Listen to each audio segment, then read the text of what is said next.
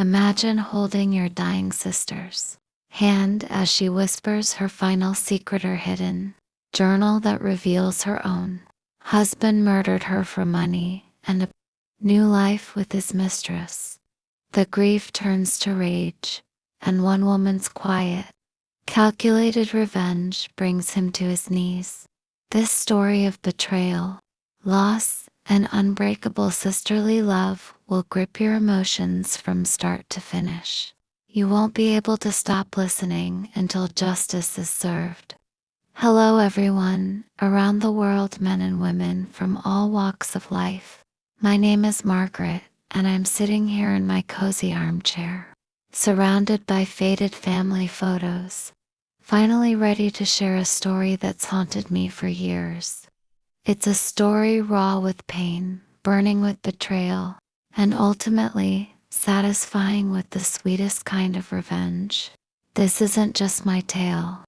It's a reminder that evil can hide behind a smile, but truth and love always find a way to fight back. Let me take you back to the beginning. I grew up in a quiet, Midwestern town where families stuck together through thick and thin. I had two sisters, Dorothy, the eldest, always the strong, responsible one, and Isabella, the youngest 10 years my junior, the spark of joy in our lives. Isabella had this infectious laugh that could chase away any storm, and eyes full of dreams. She was my little shadow, always looking up to me. At 23, Isabella married Vincent.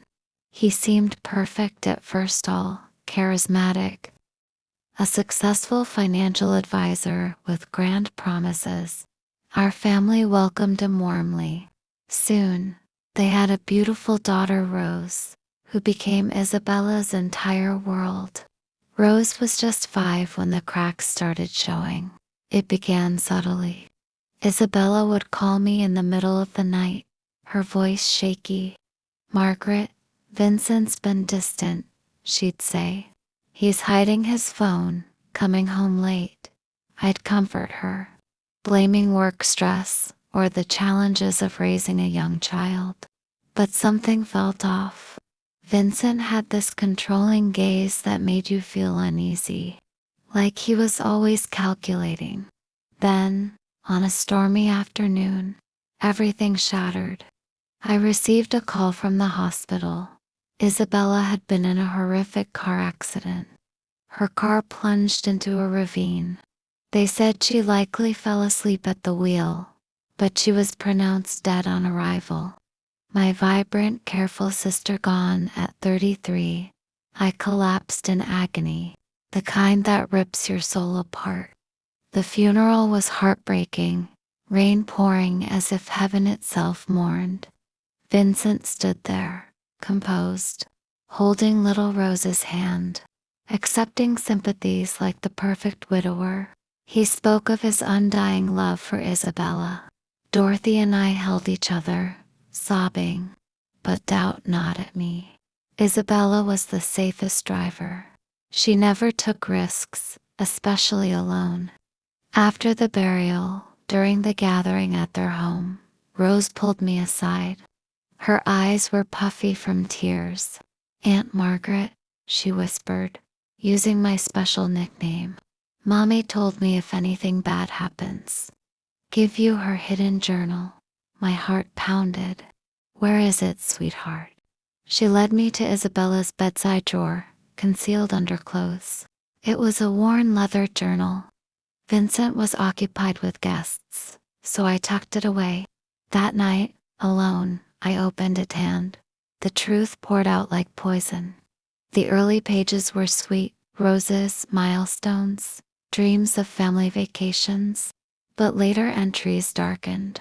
Vincent's late again perfume on his shirt, caught messages to Alina, his secretary calling her my everything. Isabella had uncovered his affair months earlier. They were planning to run away together. The final entries broke me. He threatened me tonight. Said if I divorce and take Rose, I'll regret it. I'm terrified. If you're reading this, Margaret, Check the car brakes, he's been tampering with it. Rage ignited alongside my grief. This man we'd trusted had murdered my sister to escape the marriage. Keep Rose, claim her $600,000 life insurance, and start anew with Alina. I closed the journal, vowing revenge. Not reckless, but deliberate. The kind that strips away everything he held dear. I confided in Dorothy first. She wept reading it, then steeled herself. We'll make him pay. We played it smart. I moved nearby, offering to help with Rose under the guise of family support. Vincent accepted free childcare while he healed. Over months, I built evidence. I befriended Elena casually, recording her confessions, Vincent's promises to leave Isabella, his rants about her. Dorothy, in insurance, flagged how he'd suspiciously increased the policy payout weeks before. The emotional weight was crushing. Nights holding Rose as she cried for her mommy, drawing pictures of Isabella watching from above. I'd whisper tales of her mother's courage, fueling my resolve. The breakthrough. A private investigator examined the wreckage. Brake lines cleanly cut, not accidental wear. Photos. Expert reports are irrefutable. But revenge demanded more than prison. I waited for his engagement party to Alina, a year later. He was rebuilding his perfect life.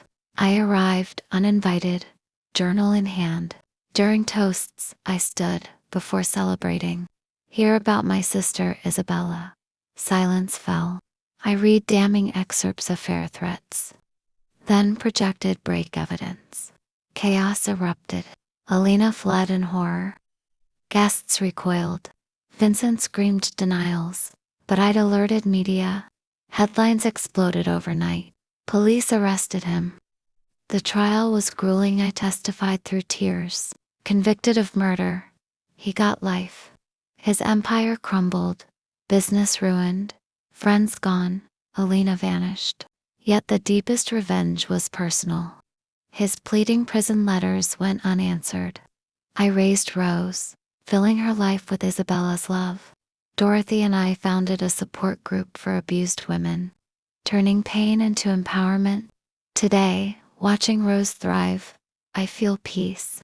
Isabella's spirit endures, and Vincent, alone, broken knowing one sister's fury, ended his lies.